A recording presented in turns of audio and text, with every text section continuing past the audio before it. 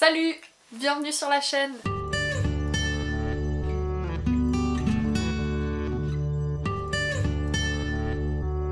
Aujourd'hui je vous propose un book haul assez énorme parce que récemment j'ai fait pas mal d'achats et j'ai reçu quelques livres de la part de maisons d'édition qui me tentent beaucoup, donc j'ai décidé de vous les présenter aujourd'hui. Pour expliquer pourquoi j'ai autant de romans d'un coup qui arrivent dans ma bibliothèque, et bien c'est parce que ma maman a trouvé d'occasion 30 livres pour 30 € et il y avait énormément de livres qui me plaisaient dedans. Donc je les ai pas tous mis dans ce book haul puisque la plupart sont restés dans mon appartement et du coup je peux pas vous les présenter aujourd'hui. Mais je vais tout de même vous présenter une bonne partie de ceux-là que j'ai ramené avec moi. Du coup on commence sans plus tarder puisqu'il y a énormément de livres dans ce book haul. J'ai décidé de commencer par les livres qui me tentent le plus à l'instant. Même si tous ceux que je vais vous présenter me tentent énormément, j'ai choisi ceux-là en priorité. Ce sont des livres qui je pense correspondent parfaitement à la saison, qui sont des lectures parfaites pour l'été, donc ils vont pas rester longtemps dans ma pile à lire, ça sera mes prochaines lectures. On commence tout de suite avec le premier roman qui est Et ils meurent tous les deux à la fin de Adam Silvera, publié chez la collection R. Alors ce roman il m'a été recommandé maintes fois, notamment par Nina et Yann, du coup je pense que je vais pas tarder à le lire puisque j'en ai entendu tellement de bien que je ne peux que foncer. Dans ce roman, les personnages reçoivent un appel de Deathcast 24 heures avant leur mort, donc tout le monde redoute cet appel et il va surprendre deux adolescents de 18 ans nommés Matteo et Rufus. Pour les 24 dernières heures de leur vie, ils vont tenter de vivre toute une vie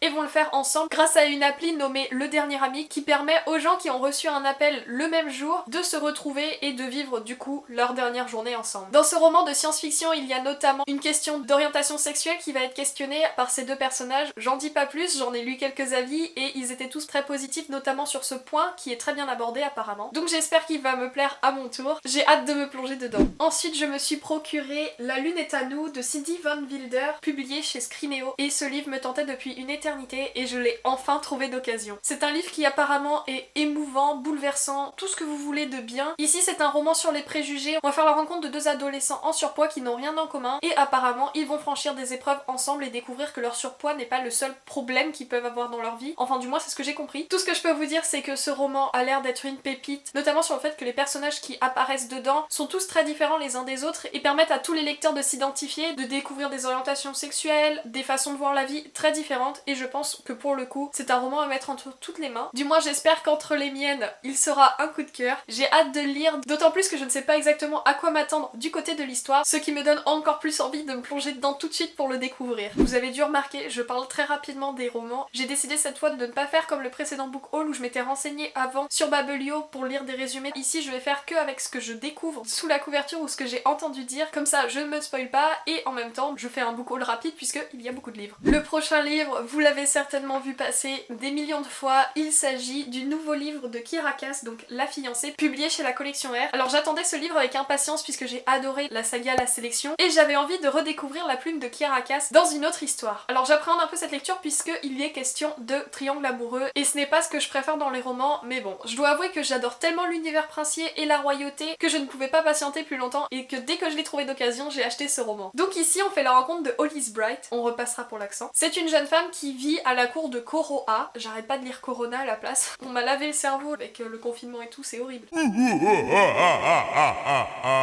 Et Hollis Bright rêve de faire tourner l'œil du beau roi Jameson.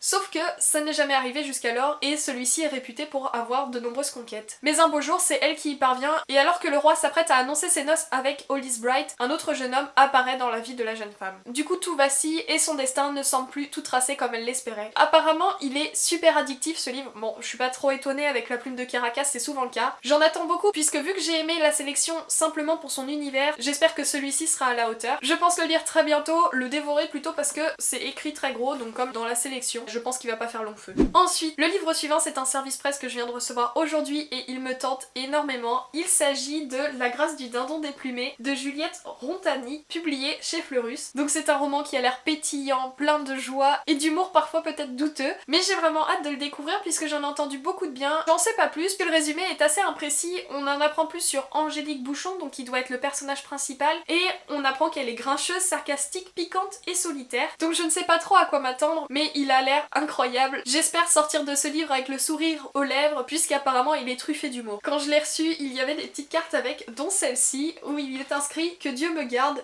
et qu'il m'apporte des pistaches. Je suis sûre que ça ne sera pas la seule, assez loufoque et plutôt drôle. Donc c'est un roman pétillant qui sera parfait pour l'été. Maintenant on passe au livre de ma palle qui me fait le plus envie. Il s'agit de... Pire entrée de roman. Il s'agit de Le soleil est pour toi. Je trouvais pas le nom de l'auteur, la honte. On recommence. Il s'agit de Le soleil est pour toi de Jandy Nelson, publié chez Scripto. Alors ce roman, c'est comme les précédents, j'en ai entendu mais tellement de bien. Ici, on se retrouve en Californie et on va suivre Noah et Jude, des jumeaux très fusionnels, mais à l'âge de leurs 16 ans, ils ne se parlent plus car un événement tragique les a anéantis. À ce que j'ai compris dans ce livre, ça va être une reconquête de l'autre moitié. On va les suivre jusqu'à ce qu'ils atteignent la vérité et je suppose qu'ils se retrouvent comme ils l'étaient auparavant, des jumeaux fusionnels. Ce qui m'intrigue beaucoup dans ce roman, c'est qu'il y a l'air d'y avoir beaucoup de thèmes abordés et dedans notamment la passion pour l'art puisque Noah aime dessiner et Jude faire de la sculpture. Je pense que c'est un livre qui va me bouleverser puisqu'il aborde des grands sujets tels que la mort, l'amour et la passion. Je pense que je ne peux que aimer ce genre de roman et vu le titre super poétique, je pense qu'il est parfait pour l'été. Les accroches sur la 4e de couverture sont super belles, stupéfiants. Les personnages explosent à travers le texte, transcendent avec jubilation la prison des mots. Un roman éblouissant. Et ça a été écrit par le New York Times. Bref, un livre qui a l'air parfait pour l'été.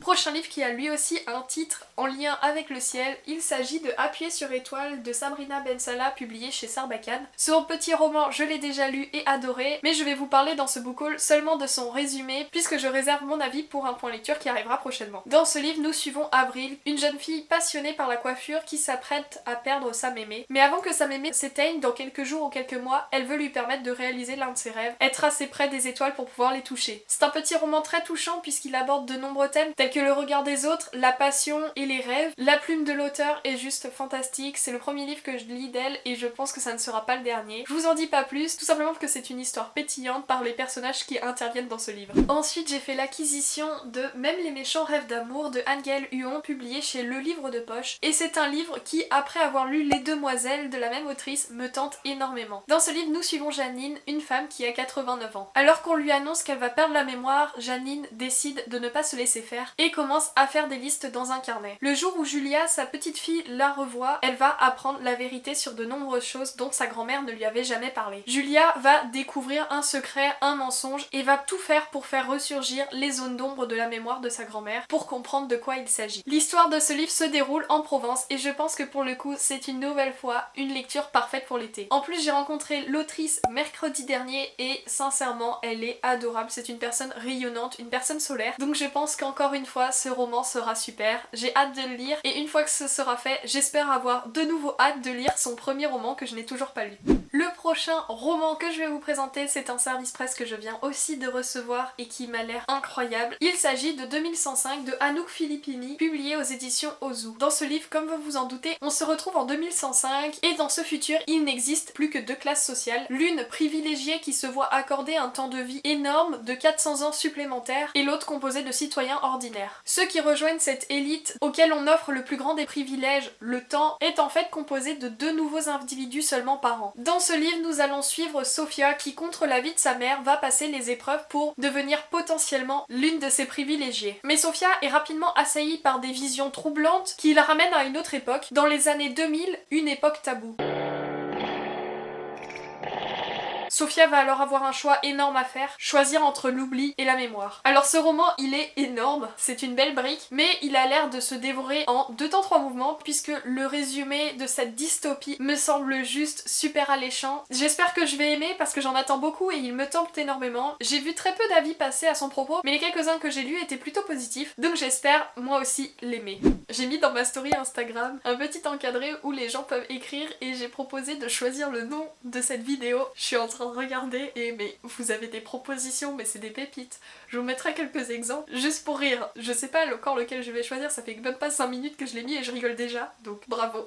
Ensuite, une autre réception des éditions Fleurus, il s'agit de Pierrot et Miette, Héros des tranchées, de Sophie de Mullenheim. Donc vous vous en souvenez certainement, j'ai déjà lu un livre de cette autrice qui s'intitulait Émile et Mado, enfants dans la résistance, et je l'avais adoré. Du coup j'ai demandé à recevoir celui-ci et il a l'air tout aussi bien. Dans ce livre, on va suivre Pierrot qui va tenter de retrouver Miette, sa meilleure amie. Miette, c'est sa chienne qui a été emmenée par l'armée pour servir de messager sur les tranchées. Donc en fait tous les chiens ont été recrutés pour passer des messages et Pierrot ne veut pas voir disparaître Miette, donc il va tenter de la retrouver. En tout cas c'est ce que semble raconter le résumé. J'ai vraiment hâte de le lire puisque c'est encore une fois un roman jeunesse historique où l'amitié et l'aventure sont les sujets principaux, donc je ne peux que aimer, en tout cas c'est ce que j'espère. D'autant plus que j'adore la plume de Sophie de Mullenheim, donc il n'y a pas de raison, ce roman va être vite dévoré et j'espère l'adorer. Le prochain roman faisait partie de la pile de 30 livres à 30 € et je n'avais même pas fait attention au nom de l'autrice, mais il s'agit d'un livre de Julie Buxbaum, donc une autrice que j'ai récemment découvert et dont j'ai adoré la plume. Ici c'est 3 de tes secrets qui est publié aux éditions Pocket Jeunesse. Dans ce livre, on va suivre Jessie, une jeune femme qui va entrer dans un nouveau lycée dans un quartier huppé de Los Angeles. Alors qu'elle est nouvelle et qu'elle hésite à prendre le chemin du retour et à rentrer à Chicago, une personne anonyme va lui envoyer un mail lui permettant de s'intégrer dans cette nouvelle école et d'éviter les pièges dont celle-ci regorge. Jessie décide de faire confiance à cet ange gardien,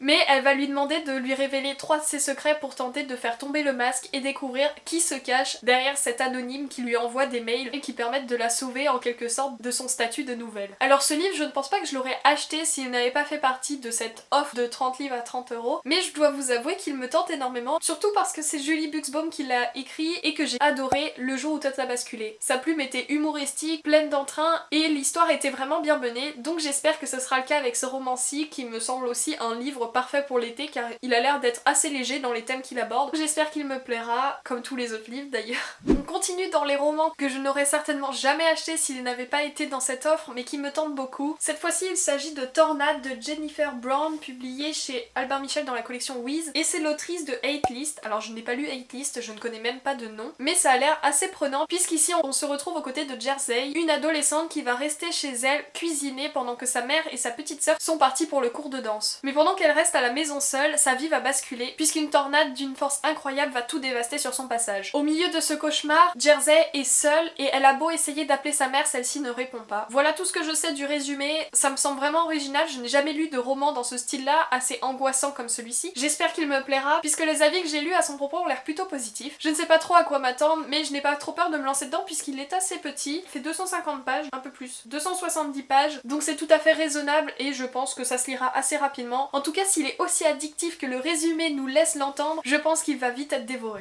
On commence déjà à voir les romans derrière. Et pourtant la pile est encore longue, on n'est pas du tout à la fin, on doit être à la moitié.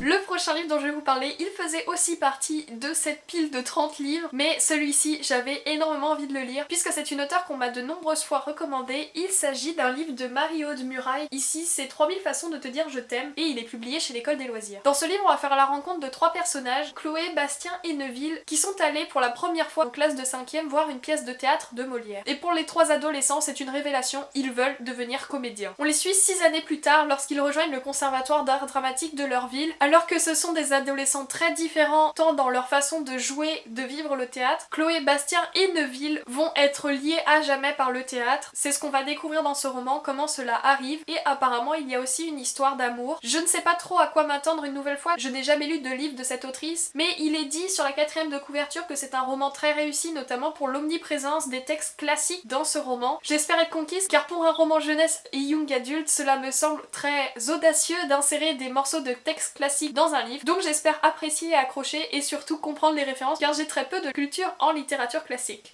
Cette fois, on retourne dans les romans parfaits pour l'été. Il s'agit de Rock Point Festival de Michel Dalton, publié chez Albin Michel. Ici, une petite romance toute simple pour profiter au maximum de l'été. Dans ce livre, on retrouve Mandy qui passe l'été seule à Rock Point, une petite ville côtière du Maine. Alors qu'elle travaille au phare, elle va faire la rencontre d'Oliver, un nouvel habitant qui voudrait découvrir la région. Bien évidemment, dans ce livre, les 2 adolescents tombent tombent amoureux, mais cette histoire ne peut durer que le temps d'un été puisque Oliver devra quitter Rock Point à la fin de la saison. Ce livre a l'air plutôt prévisible, mais je pense que ça sera une petite lecture sympa pour l'été, entre deux romans qui abordent des sujets plus complexes. J'espère qu'il me plaira car ce n'est pas du tout le genre de livre que j'ai l'habitude de lire, mais j'ai envie de m'essayer à des nouveaux genres, d'autant plus qu'en été c'est la saison parfaite pour cela. Le prochain livre que je vais vous présenter est dramatique, et contrairement au précédent, il aborde un sujet très difficile. Il s'agit de 54 minutes de Marieke Nijkamp, publié aux éditions Hachette. La quatrième de couverture est très simple. On y retrouve 5 noms de 5 personnages, je suppose qu'on va suivre les 5 dans ce roman. Il s'agit de Kevin, Sylvia, Matt, Autumn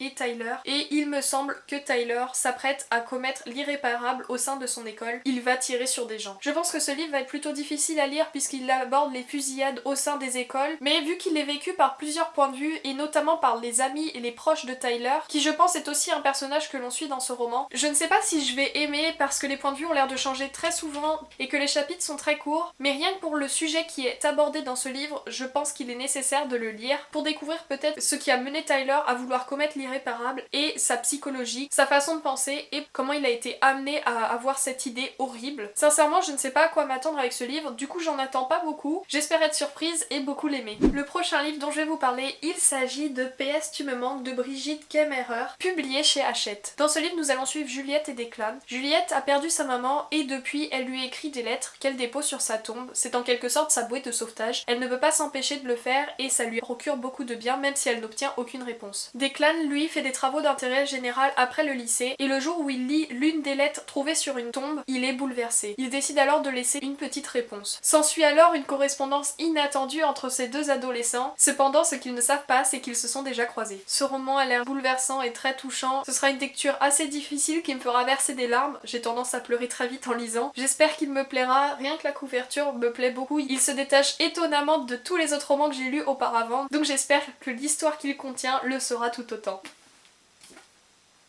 Le prochain livre dont je vais vous parler fait aussi partie de cette pile de 30 livres et il a l'air juste super. Il s'agit de La Liste de Siobhan Vivian, publié chez Nathan. Alors je ne sais pas exactement ce qui va se passer dans ce livre ni qui on va suivre, mais la quatrième de couverture sous-entend un roman plutôt intéressant sur la vie au lycée, puisque sur la quatrième de couverture, on a affaire à une liste qui recense les personnes les plus moches et les plus belles de chaque section de cette école. Donc pour les classes de 3e, de seconde, de première et de terminale, il y a une nomination pour la personne la plus moche et la personne la plus belle avec à chaque fois des petites annotations supplémentaires. Je trouve ça juste horrible et cette liste apparemment est placardée dans tout un lycée. Je ne sais pas ce qui va s'en suivre ni qui est-ce qu'on suit dans ce roman. Toujours est-il que le synopsis de cette histoire, cette liste qui a été rédigée par un des élèves de l'école, semble être le tremplin parfait pour l'auteur pour aborder des sujets tels que le harcèlement scolaire. J'ai vu ce livre passer de nombreuses fois sur les réseaux sociaux, mais je ne me suis jamais attardée sur les avis le concernant, donc je ne sais vraiment pas à quoi m'attendre. J'espère qu'il sera à la hauteur de tous les sujets qu'il peut aborder.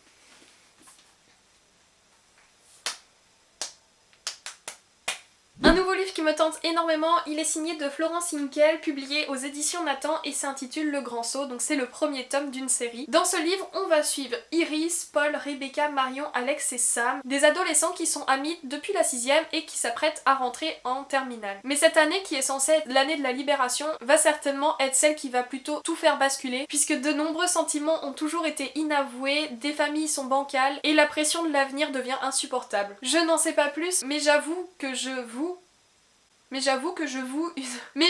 une confiance un peu aveugle à Florence Hinkel puisque j'ai déjà lu l'un de ses romans, c'était Nos éclats de miroir et j'avais beaucoup aimé, notamment pour les sujets qu'elle abordait et la façon dont elle avait rédigé son livre. Donc j'espère retrouver sa plume dans ce livre.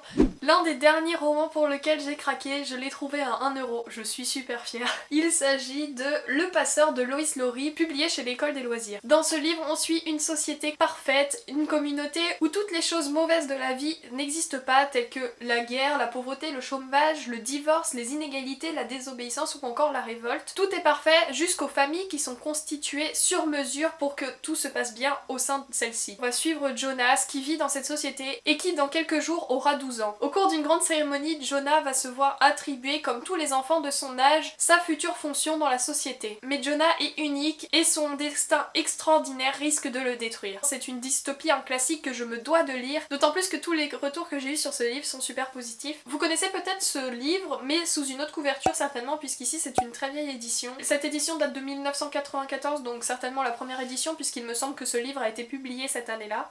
Une nouvelle fois, je vous présente une autre dystopie. Cette fois-ci, il s'agit de Terrienne de Jean-Claude Mourleva, publié chez Gallimard, mais en poche. Alors ce livre, je l'ai acheté pour la simple et bonne raison que Nathan me l'a beaucoup recommandé, mais aussi parce que c'est un livre de Jean-Claude Mourleva, qui est l'un des auteurs qui m'a fait plonger dans la lecture, et je n'avais toujours pas lu Terrienne. Dans ce livre, nous faisons la rencontre d'Anne, une jeune fille qui reçoit un message de sa sœur qui est pourtant disparue depuis un an. Anne décide donc de partir à sa recherche et va se retrouver de l'autre côté dans un monde parallèle dépourvu d'humanité. Il me fait penser à Stranger Things ou encore à Bord de Terre, qui est encore dans ma palle d'ailleurs. Un peu la honte, je l'avais présenté dans mon premier book haul il me semble.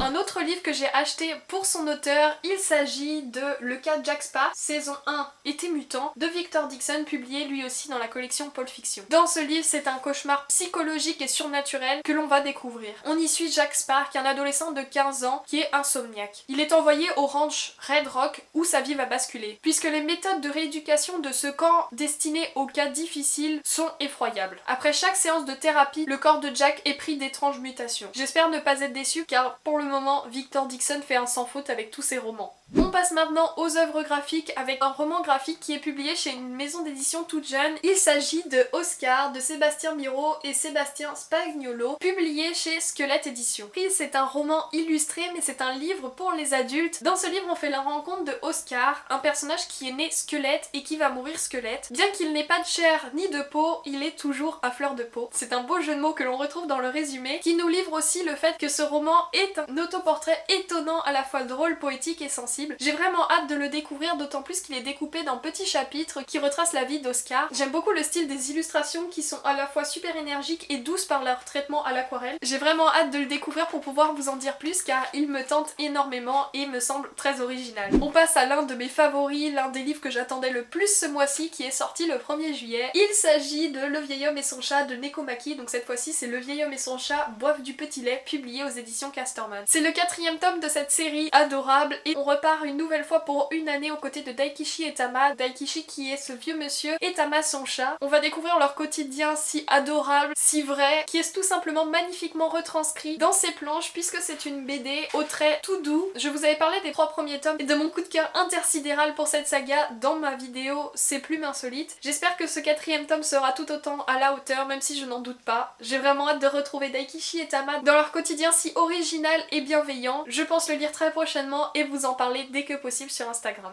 Cette fois-ci c'est un comics que j'attendais avec impatience lui aussi. Il s'agit du tome 2 de Ronin Island, publié aux éditions Kinaï. J'avais lu le tome 1 et adoré, j'avais été surprise par le fait que ce comics s'adresse tant à des adultes qu'à des enfants avec de nombreux niveaux de lecture, mais aussi par la force des messages qu'il transmet. Les graphismes sont super originaux et très bien traités, que ce soit dans la couleur que dans les points de vue. J'avais vraiment adoré le tome 1, donc avoir le tome 2 en main enfin, c'est juste un pur bonheur. J'ai hâte de le découvrir et de voir ce que nous réservent les deux héros très différents que l'on suit dans cette BD. On arrive enfin à la fin de ce book haul interminable et le livre que j'ai choisi de vous présenter en dernier, il s'agit d'un album, c'est Blanche-Neige, illustré par Benjamin Lacombe et publié aux éditions Milan. Vous connaissez certainement le conte de Blanche-Neige des frères Grimm, mais vous ne connaissez peut-être pas la vision que Benjamin Lacombe nous propose dans cet album. Je dois vous avouer que je l'ai déjà lu, je n'ai pas résisté très longtemps, d'autant plus que c'est très court. Les illustrations sont juste magnifiques et je pense me replonger très souvent dedans. Donc il y a des doubles pages comme ça traitées au crayon. Il y a aussi plusieurs illustrations assez surréalistes qui m'ont beaucoup plu